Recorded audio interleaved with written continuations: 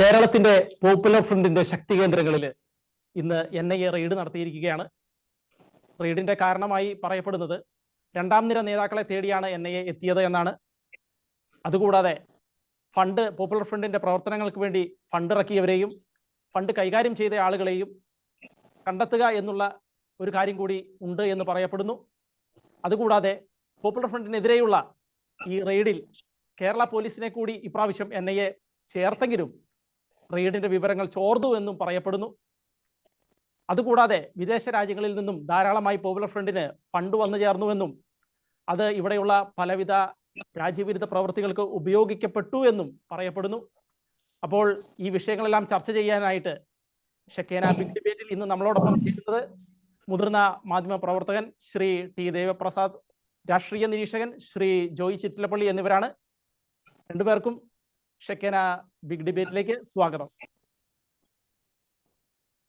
ആദ്യം തന്നെ ശ്രീ ടി ദേവപ്രസാദ്, ഇന്നത്തെ റെയ്ഡിൽ രണ്ട് കാര്യങ്ങൾ കാണുന്നുണ്ട്. ഒന്ന്, NIA നമ്മൾ അറിഞ്ഞതുപോലെ ഫണ്ട് മുടക്കിയ ആളുകളെയും ഫണ്ട് കൈകാര്യം ചെയ്ത ആളുകളെയും രണ്ടാം നിര നേതാക്കളെയും അവർക്ക് വേണ്ടിയാണ് തിരച്ചിൽ NIA നടത്തിയത് എന്ന് പറയുന്നു, റെയ്ഡ് നടത്തിയത് എന്ന് പറയുന്നു. പക്ഷേ ഇതിൽ പരാമർശിക്കാത്ത മറ്റൊരു വശം, സോഷ്യൽ മീഡിയകളിലൂടെയും രണ്ടാം നിര നേതാക്കളിലൂടെയും പോപ്പുലർ ഫ്രണ്ട് വീണ്ടും വളർന്നു വരുന്നു എന്നുള്ള ഒരു വാദം കൂടി ശക്തമാകുന്നുണ്ട്. ആദ്യത്തെ റെയ്ഡ് കൊണ്ട് പോപ്പുലർ ഫ്രണ്ടിനെ ശക്തി കുറയ്ക്കാൻ കഴിഞ്ഞില്ല എന്നുള്ള ഒരു നിരീക്ഷണം കാണുന്നുണ്ട്. അപ്പോൾ ഈ വിഷയങ്ങളെ, ഈ റെയ്ഡിനെ താങ്കൾ എങ്ങനെയാണ് വിലയിരുത്തുന്നത്? ഇത് പോപ്പുലർ ഫ്രണ്ട് മാത്രമല്ല, പോപ്പുലർ ഫ്രണ്ടുമായി ബന്ധപ്പെട്ട ഏതാണ്ട് 8-9 സംഘടനകളെ സർക്കാർ 3 മാസം മുമ്പ് നിരോധിച്ചതാണ്.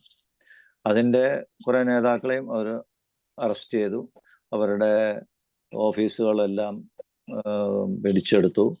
അങ്ങനെയുള്ള ചില നടപടികളൊക്കെ ചെയ്തെങ്കിലും അവരുടെ പ്രവർത്തനം കേരളത്തിലും, ഒരുപക്ഷെ കേരളത്തിൽ മാത്രമല്ല, എവിടെയൊക്കെ ഇവർ ഈ നേതാക്കന്മാരെ, മുൻനിര നേതാക്കന്മാരെ പിടിച്ചെടുത്തു അവിടെയെല്ലാം തന്നെ അവരുടെ പ്രവർത്തനം നടക്കുന്നുണ്ട് എന്ന് NIAക്ക് കൃത്യമായ വിവരം കിട്ടി. അതിൻ്റെ അടിസ്ഥാനത്തിലാണല്ലോ ഏതാനും ദിവസം മുമ്പ് കൊച്ചിയിലെ പ്രത്യേക കോടതിയിൽ അന്ന് അറസ്റ്റ് ചെയ്ത 11 പേരുടെ കാലാവധി 90 ദിവസത്തേക്കായിരുന്നു.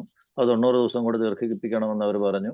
അത് ന്യായമാണെന്ന് കോടതിക്ക് മനസ്സിലാകണമെങ്കിൽ അതിന് തക്കതായ തെളിവുകൾ അവർ കൊടുത്തിട്ടുണ്ടാവണം കോടതിയിൽ. അപ്പൊ അങ്ങനെ തെളിവുകൾ കൊടുത്തതിന്റെ അടിസ്ഥാനത്തിൽ അതുണ്ടായപ്പോൾ തന്നെ വീണ്ടും കേരളത്തിൽ നടക്കുന്ന അല്ലെങ്കിൽ ഇന്ത്യയിലാകെ നടക്കുന്ന പ്രവർത്തനങ്ങളെക്കുറിച്ച് അവര് ജാഗ്രതയോടെ അന്വേഷണം നടത്തുന്നുണ്ട് എന്നുള്ളത് വ്യക്തമായിരുന്നു.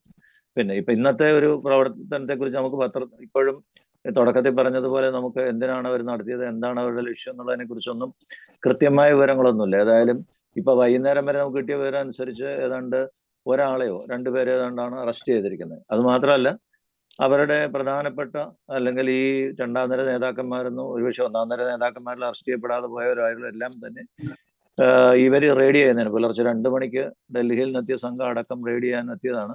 ഇതൊക്കെയാണ് നമ്മൾ പത്രത്തിൽ വായിക്കുന്നത്.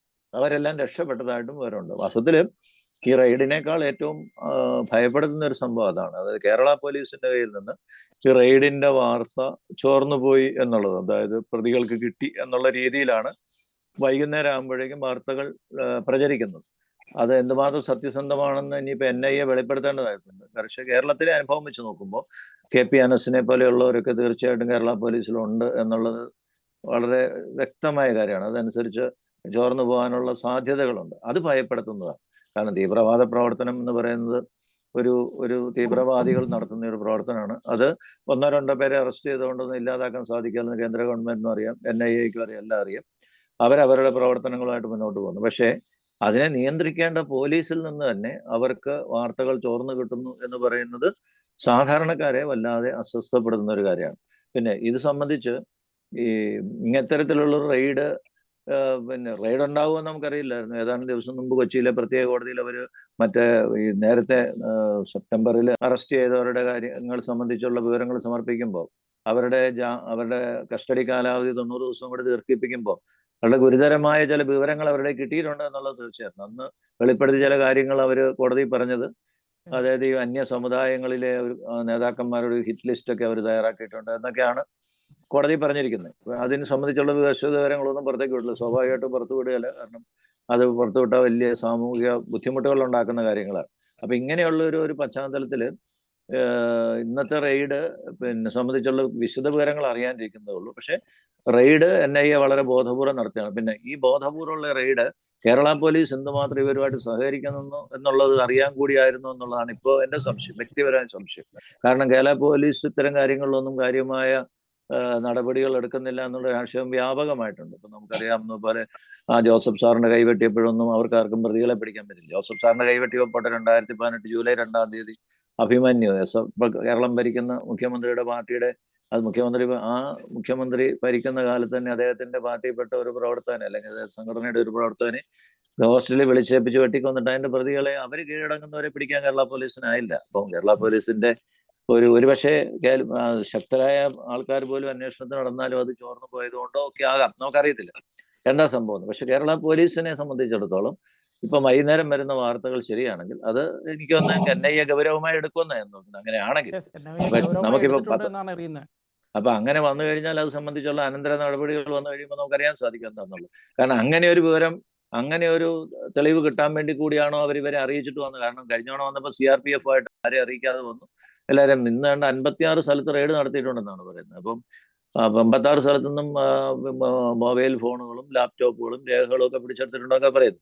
അതൊക്കെ എന്താണെന്ന് അവർ വെളിപ്പെടുത്തുന്നവരെ നമുക്ക് പറയാൻ പറ്റത്തില്ല. പക്ഷേ കേരളത്തിൽ ഇങ്ങനെ ഒരു പ്രവർത്തനം നടക്കുന്നുണ്ടോ എന്നുള്ളത് സംബന്ധിച്ച് കേരളത്തിൽ ആർക്കും സംശയമൊന്നുമില്ല, അല്ലെങ്കിൽ എല്ലാവർക്കും അറിയാവുന്ന ഒരു സംഭവമാണ്. പക്ഷെ അത് എന്തുമാത്രം ആഴത്തിലുണ്ട് എന്നുള്ളതാണ് ഇപ്പം സംശയിക്കുന്നത്. പിന്നെ മുഖ്യധാര രാഷ്ട്രീയ പാർട്ടികളെല്ലാം തന്നെ ഒരുപക്ഷെ BJP ഒഴികെ, BJP പോലും എനിക്കിപ്പോൾ സംശയമാണ്. കാരണം എന്താണെന്ന് വെച്ചാൽ കേരളത്തിലെ ഇങ്ങനെയൊക്കെയാണ് നടക്കുന്നൊരു ഒരു ഇംപ്രഷൻ പരത്തി കഴിഞ്ഞാൽ കുറെ പേരെ അങ്ങനെ പിടിക്കുകയും അങ്ങനെയൊക്കെ ചെയ്ത് കഴിഞ്ഞാൽ അവർക്ക് വടക്കേ ഇന്ത്യയിലൊക്കെ അത് മുതലാക്കാന്നുള്ളതാണ്. കേരളത്തിൽ ഇങ്ങനെ നടക്കട്ടെ എന്നുള്ളത്, പിന്നെ ഒരു റെയ്ഡും ഒക്കെ നടത്തി ഒരു ഷോ കാണിക്കുന്നു എന്നുള്ളതിനപ്പുറം ഒരു രാഷ്ട്രീയമായ ഒരു തന്ത്രം കൂടി അതിന്റെ പിന്നിലുണ്ട്. അല്ല ആണോ എന്നൊന്നും നമ്മൾ ഇതൊക്കെ ഇപ്പൊ നമുക്ക് ഇതൊന്നും too early to say that. പക്ഷേ അങ്ങനെയുള്ള ഒരു ചിന്ത ഇപ്പൊ ശക്തിപ്പെട്ട് വരുന്നുണ്ട്. മുഖ്യധാര രാഷ്ട്രീയങ്ങൾ ഇപ്പൊ കേരളത്തിൽ ഈ സ്ലീപ്പർ സെല്ലുകൾ പ്രവർത്തിക്കുന്നു. മുൻ DGP പിന്നെ ലോക്നാഥ് ബെഹ്റ, അദ്ദേഹം പിണറായി വിജയന്റെ ഏറ്റവും അടുത്ത ആളായിരുന്നു. അദ്ദേഹം പറഞ്ഞിട്ട് മുഖ്യമന്ത്രി അദ്ദേഹത്തിന്റെ ശ്രദ്ധയപ്പെട്ടില്ലെന്ന് പറഞ്ഞു. DGP പറഞ്ഞാൽ ശ്രദ്ധയപ്പെടാത്ത ഒരു മുഖ്യമന്ത്രി പിന്നെ നമ്മൾ എന്താ ആ സർക്കാരിനെ കുറിച്ച് നമ്മൾ എന്താ പറയാ. അപ്പൊ അതുപോലെ ഈ UDF ഭരിച്ച കാലത്താണ് ഈ പറഞ്ഞ 2000 ഈ കാലഘട്ടത്തിലൊക്കെയാണ് ഇവിടെ കൂടുതലായിട്ടും ഇവർക്ക് വളരാനൊക്കെ ഉള്ള ഒരു സാഹചര്യമുണ്ട്. ഇപ്പം ഈ കേരളം ഒരു തീവ്രവാദികളുടെ അല്ലെങ്കിൽ മുസ്ലിം തീവ്രവാദികളുടെ ഒരു ഹബ്ബായി മാറിയിട്ടുണ്ടെന്നുള്ളത് ഒരു ആഗോള തലത്തിൽ അംഗീകരിക്കും. നിങ്ങൾ ഏത് ചാനലെടുത്ത് നോക്കിയാൽ, അല്ലെങ്കിൽ നിങ്ങൾ നെറ്റിൽ അടിച്ചു നോക്കിയാൽ ഉടനെ കേരളത്തെക്കുറിച്ച് വരുന്ന അല്ലെങ്കിൽ മുസ്ലിം തീവ്രവാദത്തെക്കുറിച്ച് സംബന്ധിച്ച് കേരളത്തെക്കുറിച്ച് വരുന്ന പ്രതികരണങ്ങൾ അല്ലെങ്കിൽ നിരീക്ഷണങ്ങൾ ഏറ്റവും പ്രധാനപ്പെട്ടതാണ്. ഇവിടെ നിന്ന് ഒത്തിരി പേരെ അറസ്റ്റ് ചെയ്യുന്നു. അതെ, പല സ്ഥലങ്ങളിലുള്ള തീവ്രവാദ ആക്രമണങ്ങൾക്കെല്ലാം ഒരു ലിങ്ക് എപ്പോഴും കേരളത്തിലുണ്ട്. അതെ, ഏത് ആക്രമണത്തിന് അറസ്റ്റ് ചെയ്താലും അതിന് കേരളത്തിൽ ഒരു ലിങ്ക് ഉണ്ട്. പിന്നെ ഇതിനുള്ള പണം കേരളത്തിലേക്ക് വരുന്നു എന്നുള്ളതിനെ കുറിച്ച് കേരളത്തിലെ DGP ആയിരുന്ന ജേക്കബ് പുന്നൂസ് 2007 മുന്നറിയിപ്പ് നൽകിയതാണ്. അദ്ദേഹം അന്ന് പറഞ്ഞത് 40,000 കോടി ഹവാല പണം ഇവിടെ വന്നിട്ടുണ്ടെന്ന്. അതൊന്നും ആരും അന്വേഷിച്ചിട്ടില്ല. അതൊക്കെ അതെന്തുകൊണ്ടാന്ന് ചോദിച്ചാൽ അത് അന്നത്തെ ഭരണവും പിന്നീട് വന്ന ഭരണവും ആരും ഇതൊന്നും അന്വേഷിച്ചിട്ടില്ല. പിന്നെ 2008 BJP മുന്നോട്ട് വെച്ച ഒരു സംഭവം ഉണ്ടായിരുന്നു. അതായത് കൊച്ചിയിലെ ഒരു ഷിപ്മെന്റ് നിറച്ച് 2 കണ്ടെയ്നർ നിറച്ച് കള്ളപ്പണം വന്നു. അതൊക്കെ ചുമ്മാ അതൊക്കെ തമാശയാണ് എന്നുള്ളൊരു മട്ടി പറയാണ്. ഒരു അന്വേഷണവും നടത്താതെ ഇപ്പൊ നമുക്ക് അത് ഒരു രാഷ്ട്രീയ ലക്ഷ്യത്തോടെ ഒരു പാർട്ടി പറയുന്ന മുഴുവൻ വിശ്വസിക്കണമെന്നൊന്നുമില്ല. പക്ഷെ അതിനുള്ള സാധ്യതകളുണ്ടോ എന്നുള്ളൊരു അന്വേഷണം പോലും നടത്തിയതായി നമ്മളാരും അറിഞ്ഞിട്ടില്ല. പോലും പരസ്യമായിട്ട് എഴുതിയതാണ് 30,000 കോടിയുടെ കള്ളപ്പണം ഇവിടുത്തെ കോർപ്പറേറ്റ് ബാങ്കുകളിലായിട്ട് കിടപ്പുണ്ട് എന്നൊരു വീക്ക് പരസ്യമായിട്ട് എഴുതിയതാണത്. അല്ല, കള്ളപ്പണത് അങ്ങനെ ഞാൻ പറഞ്ഞ ഇത് ആദ്യം പറഞ്ഞ ഒരു ജേക്കബ് പുന്നൂസ് എന്ന് പറയുന്ന ഒരു DGP ആണ്. 2007 40,000 കോടിയുടെ കള്ളപ്പണം എന്ന് അദ്ദേഹം പറഞ്ഞു. അതൊന്നും അന്നത്തെ ഗവൺമെന്റ് അന്വേഷിച്ചില്ല. പിന്നത്തെ ഗവൺമെന്റ് അന്വേഷിച്ചോ നമുക്ക് അറിയത്തില്ല. ഏതായാലും ഒരു നടപടി ഉണ്ടായതായി നമ്മൾ കേട്ടിട്ടില്ല. അല്ലെങ്കിൽ DGPയോടെങ്കിലും വിശദീകരണം ചോദിക്കണ്ടായിരുന്നു. ഒന്നും ഇതുവരെ സംഭവിച്ചിട്ടില്ല. അതാണ് അവസ്ഥ. അപ്പൊ അതുകൊണ്ട് കേരളത്തിലെ പോലീസിൽ ഇതിനുള്ള സ്വാധീനമുള്ളവരുണ്ട്, കേരളത്തിൽ ഇതുണ്ട് എന്നുള്ളതൊക്കെ ഒരു സാമൂഹിക യാഥാർത്ഥ്യമാണ്. അപ്പൊ അതിനെതിരെ NIA ചില നടപടികൾ നടത്തുന്നു എന്നുള്ളത് ആ സാമൂഹിക യാഥാർത്ഥ്യത്തെ ഭയത്തോടെ കാണുന്നവരെ സംബന്ധിച്ചിടത്തോളം ഒരു ആശ്വാസം പോലെ ഉണ്ട്. അത്രേ ഉള്ളൂ. അടുത്ത ചോദ്യം ശ്രീ ജോയ് ചിറ്റിലപ്പള്ളി. NIA റെയ്ഡ് ഇപ്രാവശ്യം ആദ്യത്തെ പ്രാവശ്യം CRPFന്റെ സഹായത്തോടു കൂടി കേരള പോലീസിനെ അറിയിക്കാതെ വന്ന് റെയ്ഡ് നടത്തി. ഇപ്രാവശ്യം കേരള പോലീസിലെ ഉന്നതരെ അറിയിച്ചു വന്ന് റെയ്ഡ് നടത്തി. പക്ഷേ ആ റെയ്ഡ് ചോർന്നു എന്നുള്ളത് വളരെ ദുഃഖകരമായ ഒരു വസ്തുതയാണ്. അപ്പോൾ ഇവിടുത്തെ പോപ്പുലർ ഫ്രണ്ടിനെ ഒരു റെയ്ഡിലൂടെ ഒതുക്കാൻ ശ്രമിച്ചെങ്കിലും പോപ്പുലർ ഫ്രണ്ടിന്റെ ശക്തി ഇപ്പോഴും കുറഞ്ഞിട്ടില്ല എന്നും രാഷ്ട്രീയപരമായി അവർക്കുള്ള ബന്ധം വളരെ ഭീകരമായ അവസ്ഥയിൽ ഇപ്പോഴും തുടരുന്നു എന്നുള്ളതും വെളിവാക്കുന്ന ഒരു കാര്യമല്ലേ ഈ ഒരു ചോർച്ചയിലൂടെ നമുക്ക് മനസ്സിലാക്കാൻ കഴിയുന്നത്? തീർച്ചയായിട്ടും ഈ ചോർച്ചയിലൂടെ നമുക്ക് മനസ്സിലാക്കാൻ കഴിയുന്നത് അവർക്കുള്ള രാഷ്ട്രീയപരമായിട്ടുള്ള പിൻബലത്തെ കുറിച്ചാണ്. അത് മാത്രമല്ല, അവർക്ക് ഉദ്യോഗസ്ഥ തലത്തിലും വേണ്ടത്രമായ പിൻബലം ഉണ്ട് എന്ന് ഈ പ്രാവശ്യത്തെ തെളിയിക്കപ്പെട്ടിരിക്കുകയാണ്. കാരണം പോപ്പുലർ ഫ്രണ്ട് എന്ന് പറയുന്ന ഒരു പ്രസ്ഥാനത്തിലൂടെ സാമ്പത്തികമായും വിദ്യാഭ്യാസമായിട്ട് സർക്കാർ ഉദ്യോഗസ്ഥങ്ങളിലും അതുപോലെ തന്നെ വിവിധ മേഖലകളിലും എത്തിപ്പെടുന്ന അനുയായികൾ അവർക്കുണ്ട് എന്നുള്ളത് കൊണ്ടാണ് ഈ വക തെളിവുകൾ അല്ലെങ്കിൽ ഇത്തരത്തിലുള്ള വസ്തുതകൾ, രഹസ്യാത്മകമായ വസ്തുതകളെ ചോർച്ച ചെയ്യപ്പെടുന്നത്. ഈ NIA എനിക്ക് തോന്നുന്നു, എന്റെ ഒരു കാഴ്ചപ്പാടനുസരിച്ച് NIA ഇപ്രാവശ്യം എന്തുകൊണ്ട് കേരള പോലീസിനെ ഇൻവോൾവ് ചെയ്യിച്ചു, അതായത് ഒരു വലിയ തരത്തിലുള്ള ഇൻവോൾവ്മെന്റ് അല്ല ഇപ്പോൾ നടത്തിയിരിക്കുന്നത്, ഒരു ചെറിയ തരത്തിലുള്ള ഇൻവോൾവ്മെന്റ് ആണ് നടത്തിയിരിക്കുന്നതെങ്കിൽ കൂടി അതൊരു NIA സംബന്ധിച്ചിടത്തോളം അതൊരു പരീക്ഷണം കൂടിയായിരുന്നു. കാരണം ഏതെങ്കിലും തരത്തിൽ സേനയിൽ ഇത്തരത്തിലുള്ള സംവിധാനങ്ങൾ കടന്നു കയറ്റിയിട്ടുണ്ടോ എന്നുള്ള ഒരുപക്ഷെ ഒരു കണ്ടെത്തലിന്റെ ഭാഗം കൂടിയായിട്ടുള്ള ഒരു ഇതായിട്ട് എനിക്ക് തോന്നുന്നു. തീർച്ചയായിട്ടും പോപ്പുലർ ഫ്രണ്ട് എന്ന് പറയുന്ന സംഘടന ഈ പറഞ്ഞ പോലെ എനിക്ക് മുമ്പ് സംസാരിച്ച സാറ് പറഞ്ഞ പോലെ കേരളത്തിൽ അങ്ങോളം ഇങ്ങോളം സാമ്പത്തിക അസ്ഥിരത ഉണ്ടാക്കാൻ വേണ്ടി ശ്രമിച്ചുകൊണ്ടിരിക്കുന്നുണ്ട്. കണ്ടെയ്നറിൽ പണം വന്നതൊക്കെയുള്ള വാർത്തകൾ നമ്മൾ പുച്ഛത്തോടു കൂടി തള്ളിയെങ്കിൽ ഇത്തരത്തിലുള്ള ആളുകളെ പരിശോധിക്കുമ്പോൾ വളരെയധികം മുന്നോട്ട് നിൽക്കുന്ന ഒരു കാഴ്ചയാണ് നമുക്ക് കാണാനുള്ളത്. നമ്മളുടെ ബൈയിങ് പവർ എത്രത്തോളം കുറയുമ്പോഴും അവരുടെ ബൈയിങ് പവർ കൂടുന്നു എന്നുള്ള വസ്തുത നമ്മൾ മനസ്സിലാക്കണം. ഈ ബൈയിങ് പവറിനുള്ള മണി എവിടെയാണ് ലൊക്കേറ്റ് ചെയ്തതെന്ന് വെച്ചാൽ മിക്കവാറും എല്ലാം കോർപ്പറേറ്റ് ബാങ്കുകളിലാണ്. അതുകൊണ്ട് തന്നെയാണ് മോദി സർക്കാർ അമിത്ഷായുടെ നേതൃത്വത്തിൽ സഹകരണ നിയമങ്ങൾ ഉൾപ്പെടെയുള്ള ബാങ്കിങ് നിയമങ്ങൾ ശക്തമാക്കിയപ്പോൾ ഇവിടെ അതിൻ്റെതായ ഒരു പ്രശ്നം ഉണ്ടായത്. മറ്റൊരു സംസ്ഥാനത്തും ഉണ്ടായില്ല എന്നപ്പോൾ സഹകരണ മേഖലയിൽ വീമ്പ് പറഞ്ഞ്, അതായത് പണ്ട് കാലത്ത് പാവപ്പെട്ടവരെ 10 രൂപ കൊണ്ട് തുടങ്ങിയ സഹകരണ പ്രസ്ഥാനങ്ങൾ ഇന്ന് കോടികളുടെ ആസ്തിയാണ്. ആ ആസ്തി എവിടുന്ന് വന്നു എന്നുള്ളത് കണ്ടെത്താനുള്ള ഒരു നിയമ സംവിധാനവും മലപ്പുറത്തുള്ള കോപ്പറേറ്റീവ് ബാങ്കുകളെയാണ് കൂടുതലായും പരാമർശിച്ചത്. മലപ്പുറത്തുള്ള കോപ്പറേറ്റീവ് ബാങ്കുകളാണ് ഈ കള്ളപ്പണത്തിൽ കൂടുതൽ ഭാഗവും സ്റ്റോർ ചെയ്യപ്പെട്ടിരിക്കുന്നത് എന്നാണ് ആരോപണം ഉയർന്നിട്ടുള്ളത്. തീർച്ചയായിട്ടും. കാരണം അന്ന് ഇപ്പോൾ ഈ നെടുനാൾ വരെ ഇതിനുള്ള റിസോഴ്സുകളുടെ ഉറവിടം കണ്ടെത്താൻ അല്ലെങ്കിൽ അതനുസരിച്ചുള്ള സ്ട്രിക്റ്റ് ആയിട്ടുള്ള നിയമങ്ങൾ നമ്മുടെ രാജ്യത്ത് ഉണ്ടായിരുന്നില്ല. പക്ഷെ എന്തുകൊണ്ട് അമിത്ഷാ ഒരു പുതിയ കോർപ്പറേറ്റ് നയം കൊണ്ടുവന്നപ്പോൾ ഏറ്റവും കൂടുതൽ അലയലികളും പ്രശ്നങ്ങളും ഉണ്ടാക്കിയത് കേരള സർക്കാർ മാത്രമാണ്. കാരണം കേരള സർക്കാരിന്റെ കയ്യിലാണ് ഇത്രയധികം സഹകരണ മേഖലയിലെ പ്രസ്ഥാനങ്ങളുള്ളത്. ആ മേഖലയിലാണ് ഇത്തരം കള്ളപ്പണങ്ങൾ അടിഞ്ഞുകൂടിയത്. അതുവഴിയാണ് പാർട്ടിക്കാർക്ക് പ്രവർത്തിക്കാനുള്ള ഫണ്ടും കിട്ടിയത്. ഒരു കാര്യം എനിക്ക് പറയാനുള്ളത്, 2012 ഉമ്മൻചാണ്ടി സർക്കാരിന്റെ കാലഘട്ടത്തിൽ പോപ്പുലർ ഫണ്ടിനെ ഒരു നിരോധിക്കണം അല്ലെങ്കിൽ അതൊരു ക്രിമിനൽ ആയിട്ടുള്ള ഒരു സംഘടനയാണ് എന്നുള്ളൊരു റിപ്പോർട്ട് പോയിട്ട് ഇന്ന് 10 വർഷങ്ങൾക്കപ്പുറം ഒരു 11 വർഷങ്ങളാകുമ്പോൾ ഒരു സർക്കാരുകൾ മാറി മാറി വന്ന മറ്റൊരു സർക്കാരുകൾ ആരും തുടർ നടപടികൾ സ്വീകരിച്ചില്ല. അപ്പോ ഇവിടെ ജോസഫ് മാഷിന്റെ കൈവെട്ടിയപ്പോൾ ആരും പ്രതികരിച്ചില്ല, കൊലപാതകം നടന്നപ്പോൾ ആരും പ്രതികരിച്ചില്ല. നമ്മുടെ നാട്ടിൽ ഇന്ന് അവനും മലരും കരുതി വെച്ചോപ്പോ എന്ന് ഒരു കുട്ടി വീരവാക്യം ഒഴിച്ചപ്പോഴും ആരും ഒന്നും സംസാരിച്ചില്ല, ഒരു സർക്കാരും പ്രതികരിച്ചില്ല. കോടതി പോലും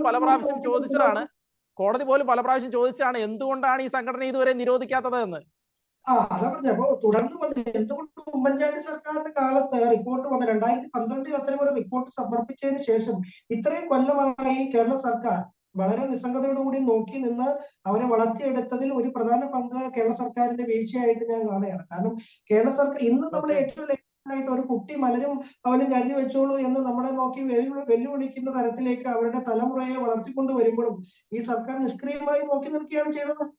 എന്ത് നടപടിയാണ് അതിനെ കർശനമായി എടുത്തിട്ടുള്ളത്? പേരിന് വേണ്ടി നടപടി എടുത്തു. ഇന്ന് അതിന്റെ കേസിനെ കുറിച്ചുള്ള ചർച്ചകൾ പോലും മുഖ്യധാര മാധ്യമങ്ങളിലോ എവിടെ കാണാനില്ല. അപ്പൊ ഇതൊക്കെ പണ്ടിറങ്ങുന്നു അതുപോലെ. സർക്കാരിനെ കുറിച്ചും തീർച്ചയായും സർക്കാരിന്റെ പരാജയമായിട്ട് തന്നെയാണ് കാണുന്നത്. അതുകൊണ്ട് തന്നെയാണ് ഇപ്പോൾ ഒരു NIA നമ്മുടെ നാട്ടിലേക്ക് വരേണ്ടി വന്നത് 2012. ഇതിന്റെ ക്ലെയിം വരാൻ പോകുന്നത് ഈ നമ്മുടെ നാട്ടിലുള്ള രാഷ്ട്രീയ പാർട്ടികളായിട്ടുള്ള കോൺഗ്രസും CPM പറയാൻ പോകുന്നത് ഞങ്ങൾ 2012 ഇതുപോലെ ഒരു റിപ്പോർട്ട് കിട്ടി, തുടർന്ന് വന്ന സർക്കാരുകൾ മാറി ചെയ്തില്ല എന്നുള്ള ഒരു ഒഴിഞ്ഞുമാറലാണ് നടത്താൻ പോകുന്നത്. പക്ഷെ അതല്ല ഇവിടെ യഥാർത്ഥത്തിൽ ചെയ്യേണ്ടത്. 10 വർഷങ്ങൾക്ക് ഇപ്പുറം ആ റിപ്പോർട്ടിന്റെ അടിസ്ഥാനത്തിൽ എന്ത് നടപടി എടുത്തു എന്നുള്ളത് പറയാനായിട്ട് ഒരു സർക്കാരിനും ഇല്ല. അത് ചെയ്യാനായിട്ട് ഒരു NIA അല്ലെങ്കിൽ കേന്ദ്ര ഏജൻസി വേണ്ടിയിട്ടുണ്ട്. Okay okay. Shri T Devaprasad, NIA ആരോപിക്കുന്ന വളരെ ഗുരുതരമായ ഒരു കാര്യം, ഇതര സമുദായത്തിൽപ്പെട്ടവരുടെ ഹിറ്റ് ലിസ്റ്റ് തയ്യാറാക്കാൻ പോപ്പുലർ ഫ്രണ്ടിന് ഒരു പ്രത്യേക വിഭാഗം ഉണ്ടായിരുന്നു എന്നുള്ളതാണ്. അതുപോലെ സംസ്ഥാന വ്യാപകമായി റിപ്പോർട്ടർമാരുടെ ഒരു സംഘം പ്രവർത്തിച്ചിരുന്നു എന്ന് പറയുന്നുണ്ട്. അതുപോലെ ഒരു സീക്രട്ട് വിങ്, ഒരു സ്ലീപ്പർ സെല്ല് പോലെ ഒരു സീക്രട്ട് വിങ് ഈ പോപ്പുലർ ഫ്രണ്ടിന് ഉണ്ടായിരുന്നു എന്ന് പറയുന്നുണ്ട്. അപ്പോൾ ഇത്രയും കാലം പോപ്പുലർ ഫ്രണ്ട് ആസൂത്രിതമായി നടത്തി വന്ന അക്രമങ്ങൾ മാധ്യമങ്ങൾ റിപ്പോർട്ട് ചെയ്യപ്പെടാത്തതുമായിട്ടുള്ള ഒരുപാട് തീവ്രവാദ സ്വഭാവമുള്ള പ്രവർത്തനങ്ങൾ പോപ്പുലർ ഫ്രണ്ട് നമ്മുടെ ഇവിടെ നടത്തിയിട്ടുണ്ട്. അപ്പോൾ സംസ്ഥാന സർക്കാരിന്റെ ആഭ്യന്തര വകുപ്പിന് ഒരിക്കലും ഇതിനെ കണ്ടെത്താനോ ഇതിനെ ഇല്ലാതാക്കാനോ ഇതിനെ നിയന്ത്രിക്കാനോ സാധിച്ചില്ല എന്നുള്ളത് ഒരു ഒരു ഒരു ഒരു ഹീനമായ, അല്ലെങ്കിൽ നമ്മുടെ സംസ്കാരത്തിന്റെ ദുർബലത വിളിച്ചു പോകുന്ന ഒരു കാര്യമല്ലേ? അല്ല, എങ്ങനെ കണ്ടെത്തണമെന്ന് കേരളം ഭരിച്ച ഏത് സർക്കാരിന്റെ ആഭ്യന്തര വകുപ്പിനാണ് താല്പര്യം ഉണ്ടായിരുന്നത്?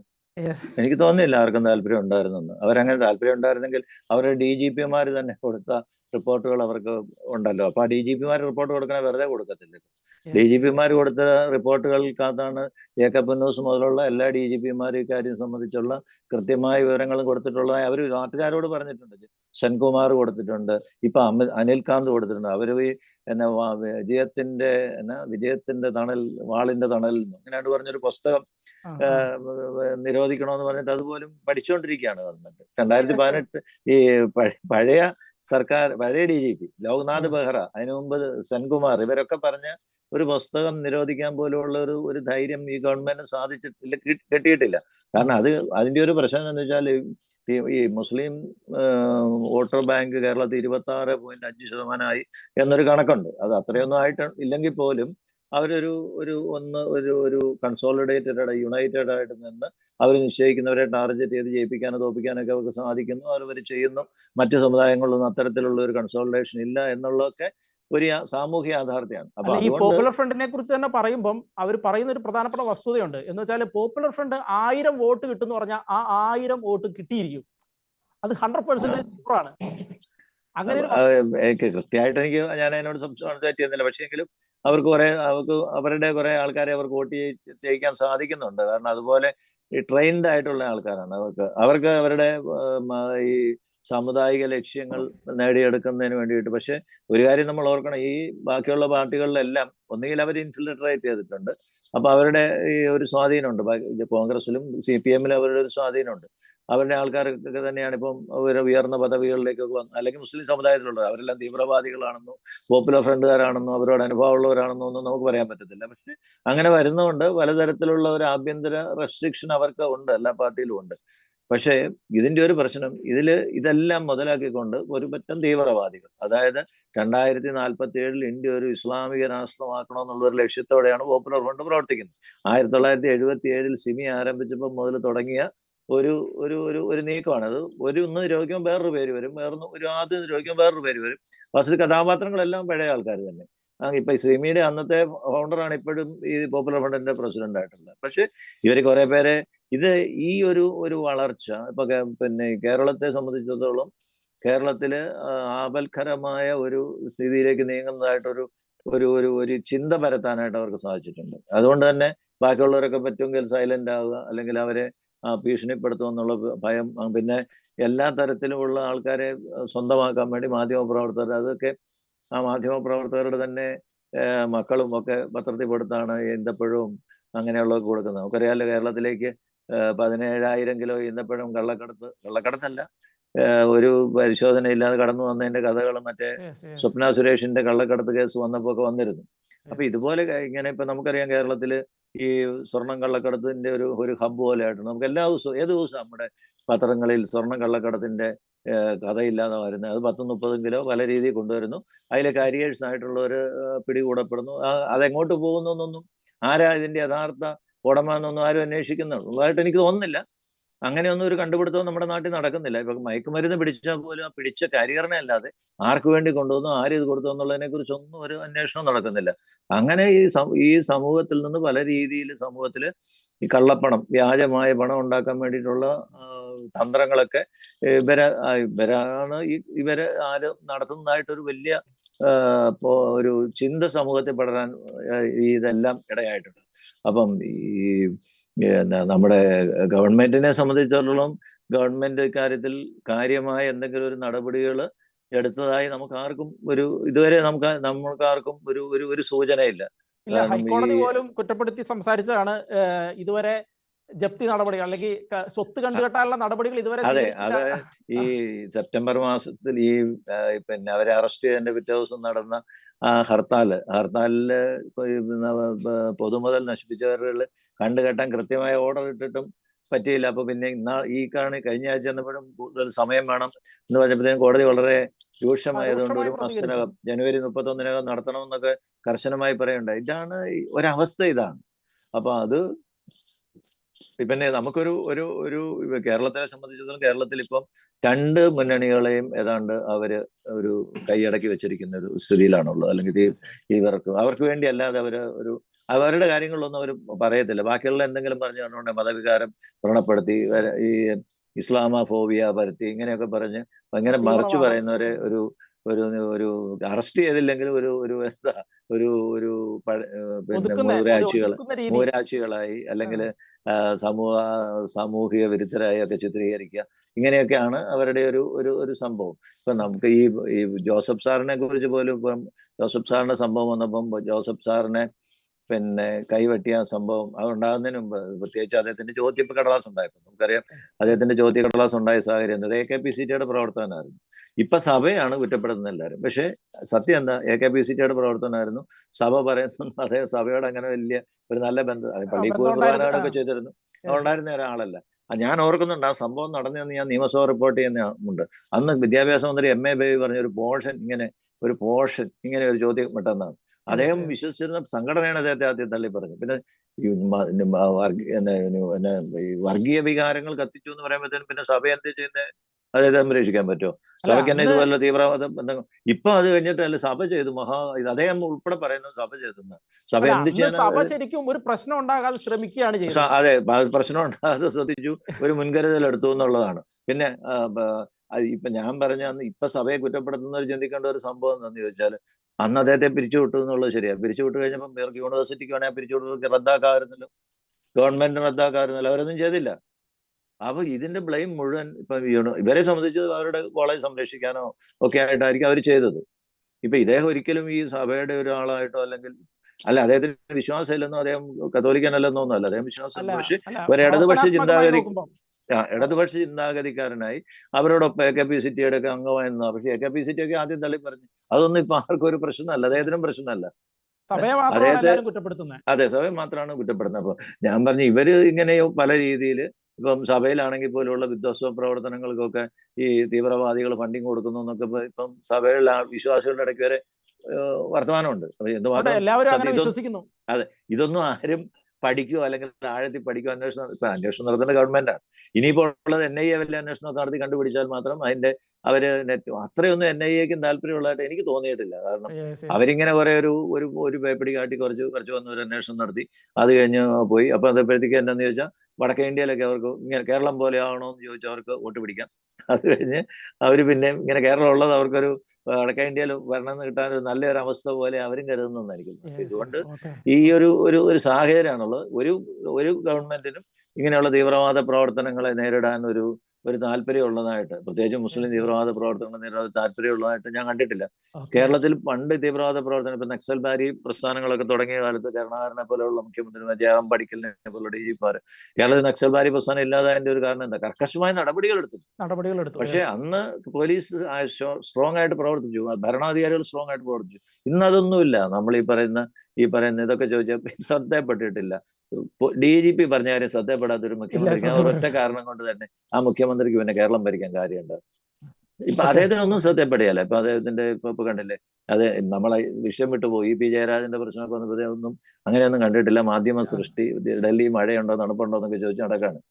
ഇതൊക്കെയാണ് നമ്മൾ കണ്ടുകൊണ്ടിരിക്കുന്നത് നമ്മുടെ നാട്ടിൽ. അപ്പൊ ഈ കാര്യത്തിൽ മാത്രമല്ല, എല്ലാ കാര്യത്തിലും അവർക്ക് അവരുടെ കുറെ ഈ പഴയ ആദർശങ്ങളും ചിന്തകളും ഒക്കെ പോയി. അവർക്കൊക്കെ വേറെ ലക്ഷ്യങ്ങളുണ്ട് എന്ന് നമുക്ക് എന്ന് കരുതേണ്ടിയിരിക്കുന്നു.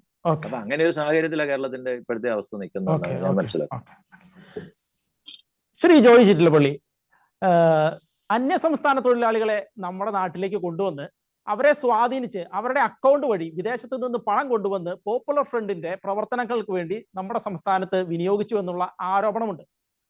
അതുകൂടാതെ ഇലക്ഷൻ കാലഘട്ടത്തിൽ കള്ളവോട്ട് ചെയ്യുന്നതിന് വേണ്ടി ഈ അന്യസംസ്ഥാന തൊഴിലാളികളെ ഉപയോഗിക്കുന്നു എന്നുള്ള ആരോപണവും നമ്മുടെ നാട്ടിലുണ്ട്. ഇത് രണ്ടും ചെയ്യുന്നത് പോപ്പുലർ ഫ്രണ്ടാണ് ചെയ്യുന്നത് എന്നും ഇത് ചെയ്യുന്നത് കമ്മ്യൂണിസ്റ്റ് പാർട്ടിക്ക് വേണ്ടി ആയിരുന്നു എന്നുള്ള ആരോപണങ്ങളുണ്ട്. ഇത് കൂടാതെ കമ്മ്യൂണിസ്റ്റ് പാർട്ടി കോൺഗ്രസിന് ലീഗിന്റെ ഒരു സപ്പോർട്ടുണ്ട്.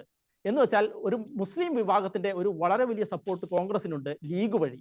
എന്ന് വെച്ചാൽ ഓരോ ഇലക്ഷൻ കാലഘട്ടത്തിലും ഒന്ന് 14 സീറ്റ്, 15, 16 അല്ലെ 18 സീറ്റ്, ഇങ്ങനെ ഒരു ഫിക്സഡ് എമൗണ്ട് ഓഫ് സീറ്റ്സ് ഈ മുസ്ലിം ലീഗ് വഴി കോൺഗ്രസ് പാർട്ടി കിട്ടുന്നുണ്ട്. അപ്പോൾ ഇവിടെ ഒരു സ്പ്ലിറ്റ് ഉണ്ടാക്കുക എന്നുള്ള ഒരു ലക്ഷ്യത്തോടു കൂടി കമ്മ്യൂണിസ്റ്റ് പാർട്ടി ഈ പോപ്പുലർ ഫ്രണ്ടിനെ കൈ അയച്ച് സഹായിക്കുന്നു എന്നുള്ള ആരോപണത്തെക്കുറിച്ച് എന്താണ് ഒരു കാഴ്ചപ്പാട്?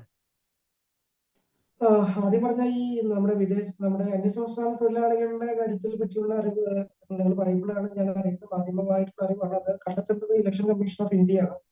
അത് ആ രീതിയിൽ അന്വേഷണം നടത്തട്ടെ. പക്ഷേ ഒരു കാര്യം മനസ്സിലാക്കേണ്ടത്, നമ്മുടെ നാട്ടിലേക്ക് വരുന്ന അന്യസംസ്ഥാന തൊഴിലാളികളുടെ എല്ലാം മതം പരിശോധിച്ചു കഴിഞ്ഞാലും അവരുടെ ഹിസ്റ്ററി പരിശോധിച്ചു കഴിഞ്ഞാലും വാർത്ത ഉണ്ടായിരിക്കുന്ന അടിസ്ഥാനത്തിൽ നമ്മൾ പല വാർത്തകൾ കേട്ട് വരുന്നു. പല തീവ്രവാദ അല്ലെങ്കിൽ ക്രിമിനൽ കൃത്യങ്ങളിൽ അകപ്പെട്ട വ്യക്തികളൊക്കെ തന്നെയാണ് ഇവിടെ വന്ന് ജോലി ചെയ്യുന്നത്. അപ്പൊ കേരളത്തിൽ ഇവിടെ എത്തുന്ന അന്യസംസ്ഥാന തൊഴിലാളികളിൽ മെജോറിറ്റി ഓഫ് ദ നമ്പറും ഈ പറയുന്ന തീവ്രവാദ സ്വഭാവമുള്ള സംഘടനകളുടെ അനുഭാവികളാണോ എന്ന് പോലും പരിശോധിക്കാൻ നമ്മുടെ സംസ്ഥാന സർക്കാരിന് ഇതുവരെ ഒന്നും തന്നെ ഇന്റലിജൻസ് വിങ്ങിനെ സാധിക്കുന്നില്ല. അതിനുള്ള സംവിധാനം ഉണ്ടോ എന്ന് ചോദിച്ചാൽ എനിക്കറിയില്ല. അല്ല, അത് പരിശോധിക്കാത്തത് ഇങ്ങനെയുള്ള കാരണങ്ങൾ കൊണ്ടാണ് എന്നുള്ള ഒരു ആരോപണമാണ് ഉയരുന്നത്. പല സംവിധാനം അത് നമ്മൾ മനസ്സിലാക്കേണ്ട ഒരു കാര്യമുണ്ട്. കേരളത്തിൽ നേരത്തെ നിങ്ങൾ സംസാരിച്ച കൂട്ടത്തിൽ ഒരു കാര്യം പറയാനുള്ളത്, നമ്മുടെ ഈ പോപ്പുലർ ഫ്രണ്ട് ആയാലും മറ്റ് സംഘടനകളാണെങ്കിലും അതുമായി ബന്ധപ്പെട്ട സംഘടനകളാണെങ്കിലും അവർക്ക് അടിസ്ഥാനപരമായ സംഘടനാപരമായ ചില ലക്ഷ്യങ്ങളുണ്ട്. അതുപോലെ തന്നെ സംഘടനാപരമായ കെട്ടുറപ്പ് അത് എല്ലാ തലത്തിലും നമ്മുടെ നാട്ടിൽ പ്രവർത്തിക്കുന്നുണ്ട്. അത് മാധ്യമ പ്രവർത്തനം വഴിയായിട്ടാണെങ്കിലും നിയമ പോരാട്ടം വഴിയായിട്ടാണെങ്കിലും വിദ്യാഭ്യാസ സഹായങ്ങൾ വഴിയാണെങ്കിലും നമുക്കറിയാം. നിങ്ങൾ നോക്കൂ, നമ്മുടെ നാട്ടിലെ പാർട്ടികളായിട്ടുള്ള പ്രധാനപ്പെട്ട പാർട്ടികളായ കോൺഗ്രസിന്റെയും കമ്മ്യൂണിസ്റ്റിന്റെയും സാമ്പത്തിക മൂലധനം വർദ്ധിച്ചിരിക്കുന്ന കാലഘട്ടം ഇവരുടെ ഈ സമുദായത്തിന്റെ സാമ്പത്തിക നില വർദ്ധിച്ച കാലഘട്ടവുമായി ഏതാണ്ട് ബന്ധവും.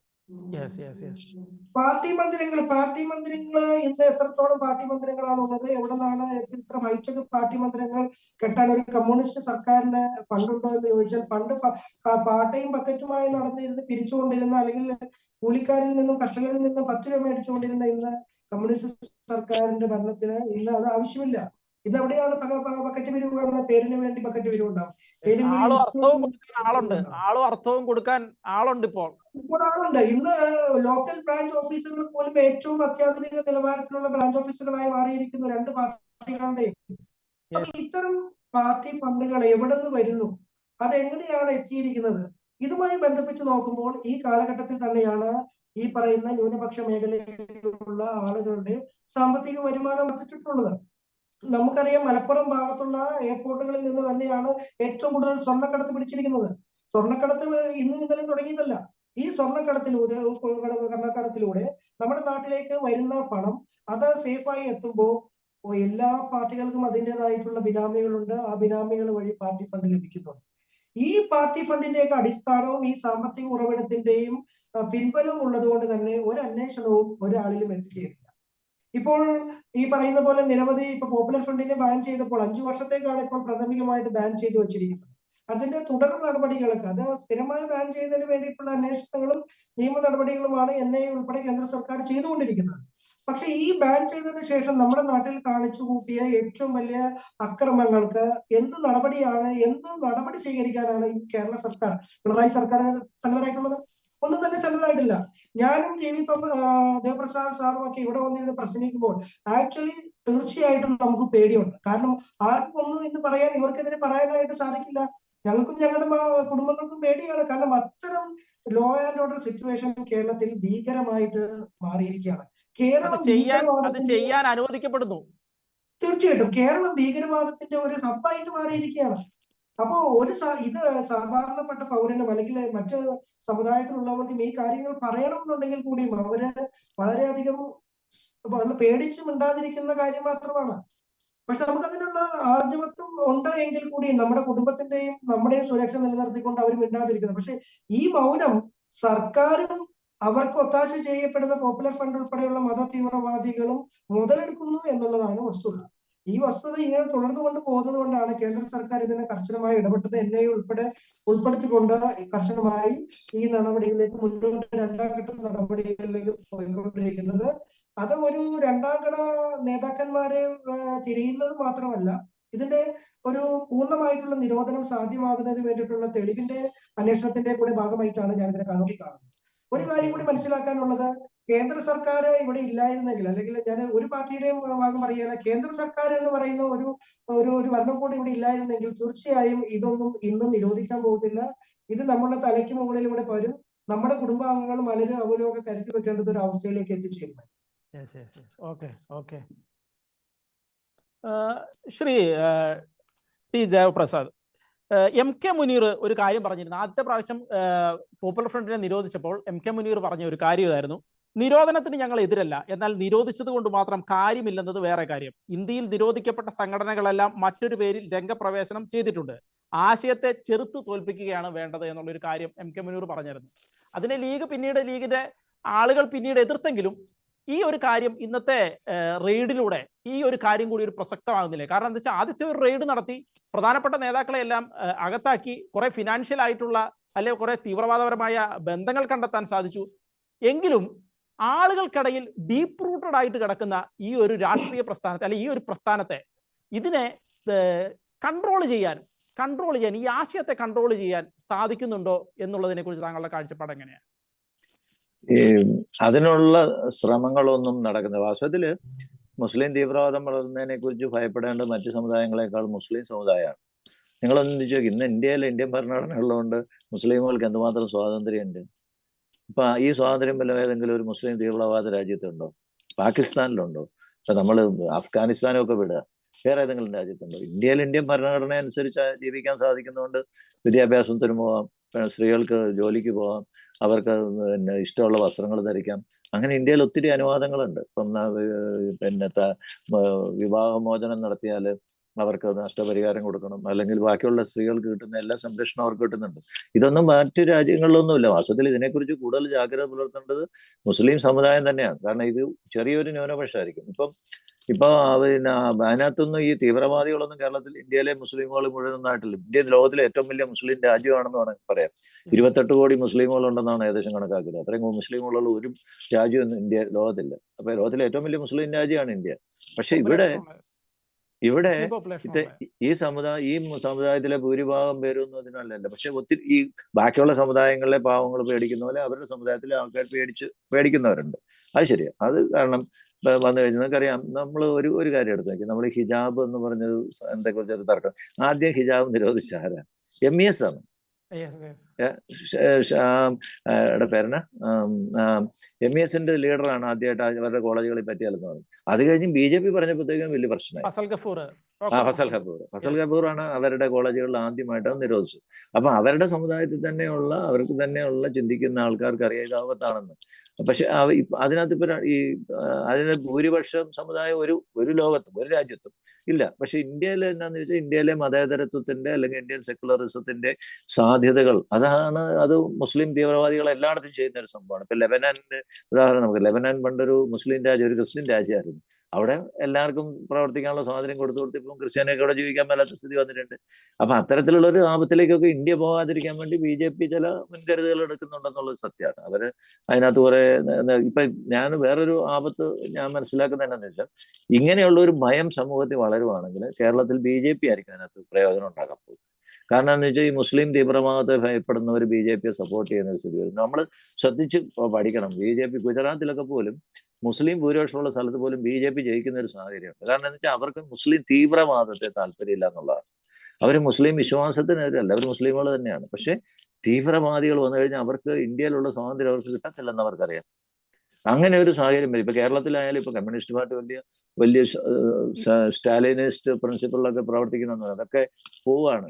അവരുടെ കൂടെയുള്ള ഹിന്ദുക്കൾ അതിൽ നിന്ന് പതുക്കെ പതുക്കെ ഇപ്പൊ 2024 അല്ലെങ്കിൽ തത്വശാസ്ത്രം എല്ലാം കാലഹരണപ്പെട്ടു. തത്വശാസ്ത്രത്തിൽ കാലഹരണപ്പെട്ടിട്ടല്ല, അങ്ങനെ ഒരു തത്വശാസ്ത്രമൊക്കെ ഉണ്ട്. പക്ഷെ അതല്ലല്ലോ ഇപ്പൊ കാര്യങ്ങൾ നടക്കുന്നത്. അപ്പൊ ഈ 2024 ഒരു പക്ഷേ 26 സംഭവിച്ചില്ലെങ്കിലും BJP പോലെയുള്ള ഒരു തീവ്ര ഹിന്ദുത്വ നിലപാടിനോട് മറ്റുള്ള ഈ ഹിന്ദുക്കൾക്ക് മാത്രമല്ല മറ്റുള്ള സമുദായങ്ങളിലെ ആൾക്കാർക്ക് പോലും സപ്പോർട്ട് ചെയ്യേണ്ട ഒരു സ്ഥിതിയിലേക്ക് ഇവർ കൊണ്ടു നടക്കും കാര്യങ്ങൾ, ഈ തീവ്രവാദികളെ നിയന്ത്രിച്ചു. ഇപ്പൊ എം കെ മുനീറിന്റെ കാര്യം പറഞ്ഞു. എം കെ മുനീർ എനിക്കറിയാവുന്നിടത്തോളം അടുത്തറിയാവുന്ന ഒരു നേതാവാണ്. അദ്ദേഹം ഒരു വളരെ നല്ല മതേതരവാദിയാണ്, അദ്ദേഹത്തിന്റെ അച്ഛനും അതെ. പക്ഷെ അവർ മുസ്ലിം അവർ സമുദായത്തിന്റെ താല്പര്യങ്ങൾ പറയുന്നതും അത് അന്യായം അവകാശങ്ങൾ നേടിയെടുക്കുന്നതും വർഗീയത നമ്മൾ പറയാൻ പാടില്ല. അതിപ്പോ ക്രിസ്ത്യാനികൾക്ക് പ്രശ്നങ്ങളുണ്ട്, ഹിന്ദുക്കൾക്ക് പ്രശ്നങ്ങളുണ്ട്. പക്ഷെ ഹിന്ദുക്കളോ മറ്റുള്ളവരുടെ അവകാശത്തെ ഇല്ലായ്മ ചെയ്തുകൊണ്ട് അതെ അങ്ങനെയല്ല. ഇപ്പൊ ഈ നമ്മൾക്കിപ്പോ ഒരാൾക്ക് കൊടുക്കുമ്പോൾ മറ്റുള്ളവർക്ക് ഇപ്പൊ നമ്മൾ ഈ പിന്നോക്ക സമുദായക്കാർക്കുള്ള സംവരണം വന്നപ്പോൾ സവർണക്കാർക്കുള്ള സംവരണം കുറച്ച് അവസരം കുറഞ്ഞു എന്നുള്ളത് നമ്മൾ ഉള്ള പദവികൾ പങ്കുവെക്കും. അപ്പം പങ്കുവെക്കുമ്പോൾ ചിലർക്ക് കുറെ നഷ്ടം വരും, ചിലർക്ക് കുറെ ഇത് വരും. പക്ഷെ എല്ലാവർക്കും അവർക്ക് കിട്ടേണ്ട അർഹതപ്പെട്ടത് കിട്ടുന്ന ഒരു അതാണല്ലോ മതേതരത്വം എന്ന് പറയുന്നത്. അപ്പൊ അങ്ങനെയുള്ള കാര്യങ്ങളിലൊക്കെ ഒരു നല്ല നിലപാട് സ്വീകരിച്ചിട്ടുള്ള ഒരു മനുഷ്യനാണ്. എനിക്ക് അദ്ദേഹത്തോട് വളരെ അടുത്തറിയാവുന്ന ബഹുമാൻ. മുസ്ലിം ലീഗിലെ പോലെ ജയിക്കാൻ വേണ്ടിയൊന്നും അല്ലെങ്കിൽ ഒരു ഇലക്ഷൻ തെരഞ്ഞെടുപ്പിന് ജയിക്കാൻ വേണ്ടിയൊന്നും മുനീർ അങ്ങനെ പറയുന്നു വിശ്വസിക്കുന്ന ഒരാളല്ല ഞാൻ. കാരണം എനിക്ക് കുറെ അടുത്തറിയാം. അദ്ദേഹം 2 തവണ ഇവിടെ മന്ത്രിയായിരുന്നപ്പോഴൊക്കെ എനിക്ക് അദ്ദേഹത്തോട്ട് കുറച്ച് അടുത്ത ബന്ധമുണ്ട്. അദ്ദേഹത്തെ ഞാൻ വ്യക്തിപരമായി ഇന്റർവ്യൂ ചെയ്തിട്ടുണ്ട്. അദ്ദേഹത്തിന്റെ കഥകളൊക്കെ എനിക്കറിയാവുന്ന. അപ്പം അങ്ങനെയുള്ള ഒത്തിരി ആൾക്കാർ ഈ സമൂഹത്തിലുണ്ട്. അവർക്കാർക്കും ഇത് ഇങ്ങനെ വേണമെന്നൊന്നുമില്ല. ഇപ്പൊ നമുക്കറിയാം, ഇന്നിപ്പം നമ്മൾ ഈ കള്ളക്കടത്താൽ അങ്ങനെയുള്ള മാത്രമല്ല, ഈ ഇപ്പൊ ഫാഷൻ ഷോയില് മോഡലുകൾ കൊല്ലപ്പെടുന്നതിലും ആരാ കൂടുതലും വരുന്നത്? മോഡലുകൾക്കകത്ത് പോലും മുസ്ലിം പെൺകുട്ടികൾ വരുന്നുണ്ട് അല്ലെ? അപ്പൊ അങ്ങനെയുള്ളതൊന്നും ഈ ഒരു ഇസ്ലാമിക രാജ്യത്ത് നടക്കത്തില്ല. അതൊക്കെ ഇന്ത്യയിൽ നടക്കുന്നതാണ്. ഇന്ത്യ മാത്രമേ അത് അനുഭവിക്കാൻ പറ്റുള്ളൂ. അപ്പൊ ഇതിന്റെ ഒരു പ്രത്യാഘാതം ഒന്നാമതായിട്ട് ഈ തീവ്രവാദം വളർന്ന ഏറ്റവും കൂടുതൽ അതിനെ കൊണ്ട് ആപത്തുണ്ടാകുന്ന മുസ്ലിമുകൾക്കാണ്. അവർ മനസ്സിലാക്കി അവര് തന്നെ തീവ്രവാദത്തെ നിയന്ത്രിക്കാൻ ശ്രമിക്കുന്നത്. രണ്ടാമത് എന്നാന്ന് ചോദിച്ചാൽ ഇവരെ ഇപ്പൊ സപ്പോർട്ട് ചെയ്യുന്നു നമ്മൾ കരുതുന്ന മുഖ്യധാര പാർട്ടികൾ ഇല്ലാതാക്കും. കുറെ മുസ്ലിമുകൾ അവരുടെ കൂടെ ഒക്കെ വന്നേക്കും. പക്ഷെ ബാക്കിയുള്ളവർക്ക് അവരെ ഇട്ടിട്ട് പോകേണ്ടി വരും. ഒരുപക്ഷെ 24 തെരഞ്ഞെടുപ്പിൽ പോലും ചില പ്രത്യാഘാതങ്ങൾ അതിന്റെ ഉണ്ടായിക്കൂടാ എന്നൊന്നും നമുക്ക് പറയാൻ പറ്റില്ല.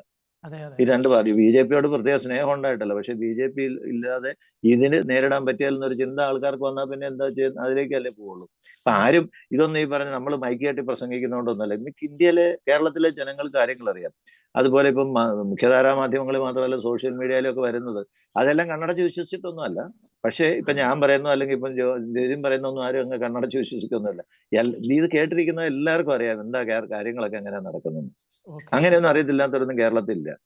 അപ്പൊ കേരളത്തിലുള്ള ജനങ്ങൾക്കറിയാം ഇതിന്റെ എന്താണ്. ഇപ്പം ഇവരുടെ ഇട നടന്നു, ഇത് ലീക്ക് ചെയ്തു, ഇതൊക്കെ ഇതിൽ കൂടുതൽ എന്തോ സംഭവിക്കോ, ഇവിടെ സംഭവിക്കോ, ഇവിടെ എന്തുകൊണ്ടാണ് നടക്കുന്നത്, ഇവരാരും പിടിക്കുന്നില്ല.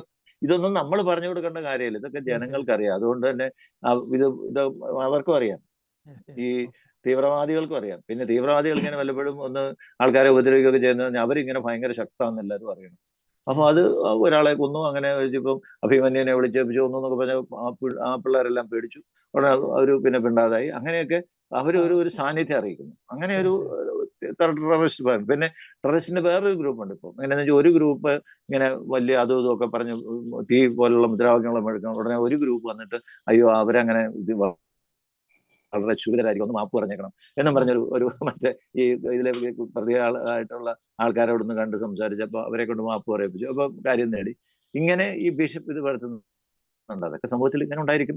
അത് ഇപ്പൊ ഇതുകൊണ്ടൊന്നും പിന്നെ സമൂഹം നാളെ കാലത്ത് ഒരു TV ചർച്ച നടത്തിയോണ്ടോ അല്ലെങ്കിൽ ഏതെങ്കിലും സോഷ്യൽ മീഡിയയിൽ എന്തെങ്കിലും എഴുതിയോണ്ടോ ഒന്നും സമൂഹത്തിന് അറിയാം എന്തൊക്കെയാ കാര്യങ്ങൾ നടക്കുന്നത്. പക്ഷെ തെരഞ്ഞെടുപ്പിൽ ഇത് പ്രതിഫലിക്കുന്ന ഒരു സാഹചര്യത്തിലേക്ക് വരും ഇവർ. ശരിയായി ഇന്നിപ്പം AK ആന്റണി വളരെ കൃത്യമായ ഒരു കാര്യം പറഞ്ഞു. ഞാൻ കുറെ കാലമായിട്ട് പറഞ്ഞുകൊണ്ടിരിക്കുന്നത് കോൺഗ്രസ് ഹിന്ദുക്കളെ കൂടെ നിർത്താൻ കോൺഗ്രസിന് സാധിക്കണം. അത് പറഞ്ഞപ്പോഴത്തേക്കും ബി ജെ പിക്ക് മനസ്സിലായ അപകടം എവിടെയാണ്. BJP പറഞ്ഞു കോൺഗ്രസ് ഈ അധികാരത്തിലേക്കുള്ള ഒരു ചവിട്ടുപടിയായി കോൺഗ്രസിനെ പിന്നെ ഉപയോഗിക്കാനാണ് ആന്റണി പറഞ്ഞത്. അങ്ങനെയല്ല, ലക്ഷ്മി ദേവിനെ അത് വാസ്തവത്തിൽ ശരിക്കും പറഞ്ഞാൽ അത് അവര് പറയുന്നതിനകത്ത് എനിക്കും കുറെ ന്യായം കാണുന്നുണ്ട്. അത് ശരിക്കും BJPക്ക് ശരിക്കും ഒരു ടാക്ടിക്കൽ കൗണ്ടർ നടത്തിയത്. ഒരു കാരണവശാലും ചെയ്യാൻ പറ്റാത്ത ഒരു കാര്യം. അത് നേരെ മറിച്ച് അത് BJP അവിടെ പറയാറുണ്ടെങ്കിൽ അവരത് പറഞ്ഞ് ഇങ്ങനെ വോട്ട് ചോദിച്ചു കൊടുത്തേ. ഇപ്പം കേജ്രിവാൾ പറഞ്ഞപ്പോഴേക്കും അത് മതേതരം മറ്റേന്നൊക്കെ പറയും. അങ്ങനെയല്ല, അതൊരു ശരിക്കും ഒരു പൊളിറ്റിക്കൽ കൗണ്ടറാണ്. അല്ലാതെ അയാള് അതിനുവേണ്ടി ഒന്നും, കാരണം അത് ഇന്ത്യൻ ഭരണഘടനയുള്ളിടത്തോളം കാലം സാധിക്കത്തില്ല. ഒരു മതത്തിന്റെ ചിഹ്നം വെച്ച് നമുക്കൊന്ന് നോട്ടടിക്കാൻ പറ്റത്തില്ല. ഇപ്പൊ മോഡിയുടെ തല വെച്ച് വേണം നോട്ടടിക്കാൻ പറ്റും, ഇന്ത്യയിൽ അടിക്കാൻ പറ്റും, അദ്ദേഹം പ്രധാനമന്ത്രിയാണ്. പക്ഷേ ഗണപതിയുടെ അയ്യപ്പന്റെ ഈശോയുടെയോ പിന്നെ അരിവാൾ അല്ല ചന്ദ്രകലയുടെ ഒന്നും വെച്ച് ഇന്ത്യയിൽ നോട്ടടിക്കാൻ പറ്റിയാലെന്ന് ഞാൻ മനസ്സിലാക്കുന്നത്. ഇന്ത്യൻ ഭരണ അങ്ങനെയാണ് നിയമ വിദഗ്ധർ പറഞ്ഞതായിട്ട് ഞാൻ വായിച്ചിട്ടുള്ളത്. അപ്പൊ അതൊക്കെ ഓരോ പൊളിറ്റിക്കൽ ടാക്ടിക്സാണ്. പക്ഷെ ഇതൊന്നും ഇല്ലാതെ തന്നെ ആൾക്കാർ ഇങ്ങനെ ഇതിലേക്ക് വരും. പിന്നെ അഭിപ്രായ സ്വാതന്ത്ര്യത്തെ കുറിച്ചൊക്കെ ഇവർ പറയുന്നത് നമുക്കറിയാം. നുപൂർ ശർമ്മ എന്ന് പറഞ്ഞൊരു ഒരു ഡൽഹിയിൽ ഒരു പത്രസമ്മേളനത്തിൽ അവരെ ആക്രമിക്കപ്പെട്ടപ്പോൾ അല്ലെങ്കിൽ അവരുടെ ഹിന്ദു ദൈവങ്ങളെ കുറിച്ചും അവരാണ്ട് പ്രതികരണം നടത്തി. അത് കെട്ടടങ്ങിപ്പോയ ഒരു കാര്യമാണ്. പക്ഷെ അന്നേരത്തേക്ക് ഈ അഭിപ്രായ സ്വാതന്ത്ര്യം ചിലർക്ക് മാത്രമാണ് അഭിപ്രായ സ്വാതന്ത്ര്യമൊക്കെ ഉള്ളത്. ഇങ്ങനെയൊക്കെയുള്ള അതൊക്കെ ഇതൊന്നും ഇന്നിപ്പോ കേരളത്തിലെ ജനങ്ങളോടോ അല്ലെങ്കിൽ ഭാരതത്തിലെ ജനങ്ങളോടോ നമ്മൾ പറഞ്ഞ് മനസ്സിലാക്കേണ്ട കാര്യമില്ല. ഇതെല്ലാം വായിക്കുകയും കാണുകയും ചെയ്യുന്ന ആൾക്കാർക്ക് അറിയാം എങ്ങനെയാണ് കാര്യങ്ങൾ നടക്കുന്നത്. അതിനനുസരിച്ചുള്ള ഒരു രൂപാന്തരീകരണം ഇൻസൈഡ് ആയിട്ട് ആന്തരികമായി അതിനെ തടയാൻ ആർക്കും സാധിക്കത്തില്ല. അവരാരും നാളെ കാലത്ത് മുദ്രാവാക്യം വിളിക്കാനോ കൊടി പിടിക്കാനോ അല്ലെങ്കിൽ ബോംബെറിയാനോ ഒന്നും പോയല്ല. ബോംബ് എറിയുന്നുണ്ടെന്ന് പറഞ്ഞാൽ അങ്ങോട്ട് പോകാതിരുന്നില്ല അത്ര. അല്ലാതെ അവരെ ഒന്നും പിന്നെ ഭീഷണിപ്പെടുത്തി മാറ്റാനൊന്നും പറ്റില്ല. ഇന്ത്യ എത്ര കോടി ജനങ്ങളുള്ള ഒരു രാജ്യം. ഇവിടുത്തെ 80% ഹിന്ദുക്കളാണ് ഇപ്പോഴും. ക്രിസ്ത്യാനികൾ എന്നൊന്നും പറഞ്ഞ ഒന്നുമല്ല, 1% ഒക്കെ ഉള്ളൂ. പക്ഷെ അതല്ല. പക്ഷെ ഈ 1% പോലും ഉപദ്രവിക്കുന്ന ഒരു സാഹചര്യം നമ്മൾ ഇന്ന് അനുഭവപ്പെടുന്നുണ്ട്. അതെന്തിനാണെന്നാ മനസ്സിലാത്തത്. പക്ഷെ അതും ഈ തീവ്രവാദികളുടെ ഒരു വിവേകമില്ലായ്മ. കാരണം വാസ്തവത്തിൽ ഈ ഹിന്ദുക്കൾ ക്രിസ്ത്യാനികളെ ഉപദ്രവിച്ചിട്ട് അവർക്ക് എന്ത് കിട്ടാൻ? ആ 1%ലൂടെ അവർക്കെതിരാകുക എന്നല്ലാതെ, അല്ലെങ്കിൽ അവരോടൊരു സംശയത്തോട് നോക്കുക എന്നുള്ളതല്ലാതെ. ഒരു വശത്ത് ഇതിനകത്തെല്ലാം ചില ടാക്ടിക്കൽ റൈറ്റ്സ് ഒക്കെ ഉണ്ട്. അവരുടെ തീവ്രവാദത്തിന് പോലുള്ള കാര്യങ്ങളിൽ പോലും അവർക്കൊരു ഇപ്പൊ ഇതിനകത്തൊക്കെ നമ്മൾ ഉദ്ദേശിക്കാത്ത എന്തൊക്കെയോ ലക്ഷ്യങ്ങൾ ഇതിനകത്തുണ്ട്. ഒരുപക്ഷെ ഇവരൊക്കെ തമ്മിൽ എന്തെങ്കിലും ധാരണകളും ഉണ്ടോ എന്നൊന്നും നമുക്കറിയത്തില്ല. അപ്പൊ അതുകൊണ്ട് ഇങ്ങനെയൊക്കെയാണ് കാര്യങ്ങൾ നടക്കുന്നത്. ഇത് ഒരു അഭിലഷണീയമായ ഒരു അവസ്ഥയല്ല എന്നൊക്കെ ഉള്ളത് ഒരു സത്യം. അതിപ്പോ ഞാൻ പറയേണ്ടോ അല്ലെങ്കിൽ നമ്മൾ ഈ ചാനൽ പറയേണ്ടോ കാര്യമില്ല. കേരളത്തിലെ ജനങ്ങൾക്കറിയാം. ഇപ്പൊ NIA വന്ന് റെയ്ഡ് നടന്നു, നമ്മുടെ പോലീസ് ഇതൊന്നും ആരെ ഞെട്ടിപ്പിച്ചിട്ടുണ്ടാവില്ല. ഞെട്ടിപ്പിച്ചിട്ടുണ്ടാവില്ല. വളരെ ഭീകരമായ അവസ്ഥയാണെന്ന് അവർക്കറിയാം. കാരണം ഇങ്ങനെയൊക്കെ നടക്കുള്ളൂ. കേരള പോലീസ് അറിഞ്ഞാൽ മറ്റൊരറിയും എന്നുള്ളൊരു വിശ്വാസം അങ്ങനെ ഇല്ലാത്ത ആരെങ്കിലും ഉണ്ട്. ഇപ്പൊ നമ്മൾ 3 പേരൊന്നും എടുത്തേക്ക് 3 പേർക്കും ആ ചിന്തയായിരിക്കും. കേരള പോലീസ് അറിഞ്ഞാൽ അറിയും നമ്മുടെ ഒരു ചിന്ത. അതിപ്പോ നമ്മുടെ മാത്രം നമ്മളെങ്ങനെയൊന്നും നമ്മുടെ ഈ സാധാരണ മനുഷ്യർക്ക് ഇതൊക്കെ അറിയാം. അറിഞ്ഞിട്ടുണ്ട് അതിനിപ്പം എന്നുള്ളതാണ് അത്. പക്ഷേ അതിന് ഇതിന് പറഞ്ഞ പോലെ ഒരുപക്ഷെ കേന്ദ്ര ഗവൺമെന്റ് ചിലപ്പോൾ ചില നടപടികൾ എടുക്കാൻ സാധ്യതയുണ്ട്. അത് വന്നാൽ ആൻസറബിൾ ആവും എന്നാണ് എനിക്ക് തോന്നുന്നത്. അത്രേ ഉള്ളൂ ഇതിൽ നിന്നൊക്കെ വരാവുന്ന ഒരു റെയ്ഡ് കൊണ്ട്. ഈ റെയ്ഡ് കൊണ്ട് എന്താ കേന്ദ്രം ഉദ്ദേശിച്ചിരിക്കുന്നതൊക്കെ നമ്മൾ ഇനി അറിയാതിരിക്കുന്നത്. കാരണം ഇതിന്റെ അസസ് ചെയ്തിട്ട് അവരതിന്റെ ചില തീരുമാനങ്ങളിലേക്കൊക്കെ എത്തുമ്പോൾ നമുക്കറിയാം എന്താണ് കേരള ഈ റെയ്ഡ് കൊണ്ട് അവർ ഉദ്ദേശിച്ചത്. സെക്കൻഡ് റെയ്ഡ് കൊണ്ട് 56 സ്ഥലത്ത് റെയ്ഡ് നടത്തിയിട്ടുണ്ട്. നമ്മൾ പറഞ്ഞ പോലെ മലപ്പുറം ജില്ല മാത്രമൊന്നുമല്ല, കേരളത്തിലെ 13 ജില്ലയിൽ റെയ്ഡ് നടന്നിട്ടുണ്ട്. തിരുവനന്തപുരത്തുണ്ട്, കൊല്ലത്തുണ്ട്, ആലപ്പുഴയുണ്ട്. ആലപ്പുഴയ്ക്കാണ് ഏറ്റവും കൂടുതൽ റെയ്ഡ് നടന്നിരിക്കുന്ന സ്ഥലങ്ങൾ. എന്തെല്ലാം അവർ പിടിച്ചെടുത്തിട്ടുണ്ടെന്നൊക്കെ പിന്നീട് അറിയാൻ പറ്റുള്ളൂ. ഇപ്പം നമ്മൾ ചുമ്മാ കുറെ പത്രങ്ങളിൽ വന്ന് ആ പത്രക്കാർ കുറെ കൈന്നിട്ട് നോക്കിയായിരിക്കും. അതാണ് ഏതായാലും റെയ്ഡ് നടന്നുള്ള ഫാക്റ്റാണ്. ചോർന്നു പോയി എന്നുള്ളതും ഒരു നമുക്ക് ചിന്തിക്കേണ്ട ഒരു കാര്യമാണ്. ചോർന്നതാണോ വേറെ എന്തെങ്കിലും രീതി വരും കെട്ടിയാണോ എന്ന് എനിക്കറിയില്ല. ഏതായാലും ഇപ്പത്തെ സംബന്ധിച്ചിടത്തോളം ഒരു നമ്മുടെ നാടിനെ സംബന്ധിച്ച് ഒരു അഭിലഷണീയമായ ഒരവസ്ഥയിലല്ല കാര്യങ്ങൾ പോകുന്നതെന്ന് നമ്മുടെ നാട്ടുകാർക്കറിയാം, നമ്മുടെ ജനങ്ങൾക്കറിയാം. ഇക്കാര്യത്തിൽ രാഷ്ട്രീയക്കാരും ഉദ്യോഗസ്ഥന്മാരും ഒക്കെ കുറ്റപ്രതിപട്ടികയിൽ ഉണ്ടെന്നും അവർക്കറിയാം. അതാണ് അവസ്ഥ. ഓക്കെ, ഒരു last question Shri Joy Chittilappilly. Last question. വളരെ ഭീകരമായിട്ടുള്ള ആരോപണങ്ങളാണ് NIA ആദ്യത്തെ റെയ്ഡ് കഴിഞ്ഞു ഉന്നയിച്ചത്. പ്രധാനമന്ത്രിയെ വധിക്കാൻ ഗൂഢാലോചന നടത്തി എന്നുവരെയുള്ള വളരെ ഭീകരമായ ആരോപണങ്ങൾ ഉന്നയിച്ചു. അതുപോലെ ഫണ്ടിങ്ങിനെ കുറിച്ച് വളരെ ഭീകരമായ ആരോപണങ്ങൾ, IS-ഉമായിട്ട് ബന്ധമുണ്ട്, രാജ്യവിരുദ്ധ പ്രവർത്തനത്തിന് ഗൂഢാലോചന നടത്തി ഫണ്ട് ഇറക്കി. അതുപോലെ സിറിയയിലെ പോരാളികൾ ഉപയോഗിച്ചിരുന്ന വാഹനങ്ങൾ മറിച്ചു വിറ്റ് ഫണ്ട് കണ്ടെത്തി NRI അക്കൗണ്ടുകൾ, 100 കണക്കിന് NRI അക്കൗണ്ടുകളിലൂടെ പണം നമ്മുടെ രാജ്യത്തേക്ക് കൊണ്ടുവന്ന് ഇവിടെ രാജ്യവിരുദ്ധ പ്രവർത്തനത്തിന് ഉപയോഗിച്ചു. വളരെ ഭീകരമായ ആരോപണങ്ങൾ. അപ്പോൾ NIA-യുടെ ഈ റെയ്ഡ് കൊണ്ട് ഒരു പക്ഷേ ഈ അവരുടെ സാമ്പത്തികമായ ഇടപാടുകളെല്ലാം അവസാനിപ്പിക്കാൻ പറ്റുമെന്ന് താങ്കൾ എങ്ങനെയാണ് അതിനെ കാണുന്നത്? ഈ NIA-യുടെ റെയ്ഡ് ഞാൻ ഈ പറഞ്ഞ പോലെ അതൊരു രാഷ്ട്രീയപരമായിട്ടുള്ള ഒരു പ്രശ്നം മാത്രമായിട്ട് ഞാൻ കാണുന്നില്ല. ഞാൻ വ്യക്തമായിട്ട് കാണുന്നത് നമ്മുടെ രാജ്യത്തെ നിയമ സംവിധാനം ഉപയോഗിച്ചുകൊണ്ടുള്ള ക്രമസമാധാന പാലനത്തിന് ഒരു സംസ്ഥാന സർക്കാർ പലതരത്തിൽ പരാജയപ്പെടുമ്പോൾ എടുക്കേണ്ടുന്ന ഒരു ഉത്തരവാദിത്തപ്പെട്ട കേന്ദ്ര സർക്കാരിന്റെ നടപടിയായിട്ടാണ് ഞാൻ ഇത് കാണുന്നത്. നമുക്കറിയാം, നമ്മള് പലപ്പോഴും മാധ്യമങ്ങളിൽ വരാത്ത പല കത്തുകളും വിവിധ കേന്ദ്ര മന്ത്രാലയങ്ങൾക്കും പ്രധാനമന്ത്രിക്കും ഒക്കെ പലരും അയച്ചു കഴിഞ്ഞിട്ടുണ്ട്. കേരളത്തിന്റെ പിന്നെ ഇവിടെ കണ്ടിട്ടുള്ള ഭീകര പ്രവർത്തനങ്ങളുടെ കേസ് ഹിസ്റ്ററിയുടെ അടിസ്ഥാനത്തിൽ തന്നെയാണ് കേന്ദ്ര രഹസ്യാന്വേഷണ വിഭാഗം ഉൾപ്പെടെയുള്ള സംവിധാനങ്ങളുടെ റിപ്പോർട്ടിന്റെ അടിസ്ഥാനത്തിലാണ് ഇപ്പോൾ ഈ പറഞ്ഞ പോപ്പുലർ ഫ്രണ്ടിനെതിരെ ഒരു 5 വർഷത്തേക്കുള്ള ബാൻ നടപടി എടുത്തിരിക്കുന്നത്. അതൊരു പെർമനന്റ് ആയിട്ടുള്ള ഒരു ബാനിങ്ങിലേക്ക് പോകുന്നതിന് ഒരുപാട് പ്രോസസ്സുകൾ കാര്യങ്ങളുണ്ട്, പല കാര്യങ്ങളും എന്ത് ചെയ്യാനുണ്ട്. അതിനെല്ലാം വേണ്ട തെളിവുകൾ ശേഖരിച്ചുകൊണ്ട് അത് പെർമനന്റ് ബാനിങ്ങിലേക്ക് പോകുന്നതിനുള്ള ഒരു അടുത്ത നടപടിയായിട്ട് മാത്രമാണ് ഞാനിത് കാണുന്നത്. ഒരു പക്ഷേ ഇതിന്റെയൊക്കെ അണിയറ പ്രവർത്തകർക്ക് കൂടി ഇത് മനസ്സിലായിട്ടുണ്ട് എന്നുള്ളത് കൊണ്ട് തന്നെയാണ് ആദ്യത്തെ നടപടിയിൽ തന്നെ വലിയൊരു പ്രക്ഷോഭം അഴിച്ചുവിടാനായിട്ട് അവർ ശ്രമിച്ചത്. പക്ഷെ അത് പരാജയമായി പോയി. അതിലൊന്നും ഭീഷണിപ്പെട്ട് അടങ്ങിയിരിക്കുന്ന ഒരു സർക്കാരല്ല കേന്ദ്രത്തിലുള്ളതെന്ന് അവർക്കത് മനസ്സിലായിട്ടുണ്ട്. അതുകൊണ്ടാണ് മനസ്സിലായതുകൊണ്ട് ഇപ്രാവശ്യം അവര് പ്രക്ഷോഭത്തിന് ഇറങ്ങിയില്ല. ഇപ്രാവശ്യം പ്രക്ഷോഭമില്ലായിരുന്നു, പ്രതികരണങ്ങളില്ലായിരുന്നു. അതെ, പക്ഷെ ഒരു കാര്യം മനസ്സിലാക്കേണ്ടത് നമ്മുടെ സർക്കാർ, അതായത് സംസ്ഥാന സർക്കാർ ഉണ്ടാകുന്ന ഒരു പരാജയം നിരവധി ജീവിതങ്ങളെ നഷ്ടപ്പെടുത്തിയിട്ടുണ്ട്. അത് ഇനിയെങ്കിലും ഉണ്ടാകാതിരിക്കണമെന്നുണ്ടെങ്കിൽ ദയവായിട്ട് നമ്മുടെ സംസ്ഥാനത്ത് ക്രമസമാധാനം വരണം.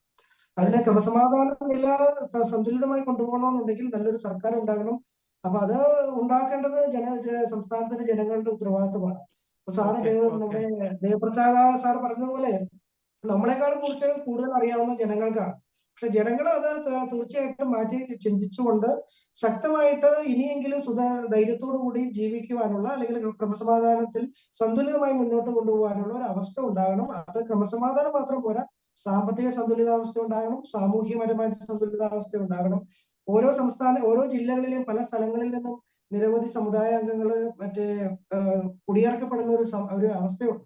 നമുക്കറിയാം, നമ്മുടെ മലയോര മേഖലകളൊക്കെ കുടിയേറി പാർത്ത് നമ്മുടെ ക്രൈസ്തവരായിട്ടുള്ളവരൊക്കെ ഇന്ന് കുടിയിറക്കപ്പെടുകയാണ്. കാരണം അന്ന് ആരും പോലും കയറി ചെല്ലാനില്ലാത്ത സ്ഥലങ്ങള് ഇന്ന് വെട്ടിത്തെളിച്ച് ടൂറിസത്തിന്റെ മേഖല തുറന്നപ്പോ ഇന്ന് ടൂറിസത്തിന് വേണ്ടി കെട്ടിടങ്ങളും സമുച്ചയങ്ങളും സ്ഥലങ്ങളും മാറി കൂട്ടുന്നത് ഈ ഫണ്ട് ഉപയോഗിച്ചിട്ടാണെന്ന് കൂടി നമ്മൾ മനസ്സിലാക്കണം. അപ്പൊ എല്ലാ സാമ്പത്തിക അസന്തുലിതാവസ്ഥ കൂടി നമ്മുടെ നാട്ടിൽ നിലനിൽക്കുന്നു. ഇതെല്ലാം ഉണ്ടാക്കുന്നത് സർക്കാരിന്റെ പരാജയങ്ങളാണ്. അപ്പൊ സർക്കാർ നല്ലൊരു സർക്കാരാണെങ്കിൽ തീർച്ചയായിട്ടും ഇത്തരത്തിലുള്ള പ്രശ്നങ്ങളൊന്നും ഇല്ലാതെ കാര്യമായിട്ട് മുന്നോട്ട് പോകാൻ സാധിക്കും. സംസ്ഥാന സർക്കാരിന്റെ പരാജയമാണ് ഒരു കേന്ദ്ര സേനയെയോ അല്ലെങ്കിൽ ഒരു കേന്ദ്ര സർക്കാരിനെയോ അതിന്റെ ക്രമസമാധാന വിഷയത്തിൽ ഇൻവോൾവ് ചെയ്യാനായിട്ട്. ചർച്ച ഇവിടെ പൂർത്തിയാകുകയാണ്. സഭയടക്കമുള്ള, കത്തോലിക്ക സഭയടക്കമുള്ള നിരവധി പ്രസ്ഥാനങ്ങൾ ഇതുപോലെ ഭീകരവാദ പ്രവർത്തനം നേരത്തെ തന്നെ മുന്നറിയിപ്പ് നൽകിയതാണ്. ലവ് ജിഹാദ്, നാർക്കോട്ടിക് ജിഹാദ് അടക്കം ഒരുപാട് കാര്യങ്ങളിൽ മുന്നറിയിപ്പ് നൽകിയതാണ്. പക്ഷേ ഇപ്പോഴെങ്കിലും വൈകിയ വേളയിലെങ്കിലും കേന്ദ്ര സർക്കാർ നടപടികൾ സ്വീകരിക്കുന്നു. ഈ ചർച്ചയിൽ പങ്കെടുത്ത ശ്രീ ടി ദേവപ്രസാദ്, ജോയ് ചിറ്റിലപ്പള്ളി, നന്ദി.